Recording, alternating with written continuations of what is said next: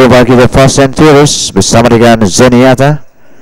Tidak berhasil dilepaskan bagi pembalap yang kedua bagi round handicap kuda-kuda kelas 6A bagi jarak jauh 1000 meter. Kuda driver ini Zenyatta balik perlahan di sana bersama dengan Fast and Furious. Untuk dari kuda-kuda yang lain diikuti dapat dengan Rainbow Chip di tempat yang kedua, Super Chip ketiga, sementara Romantic Star kelima. Di tengah-tengah masih kekal Olympico Just When Beauty diikuti dengan Alba King bersama dengan dua kuda belakang ialah Sulemani Again di samping Taras Boba.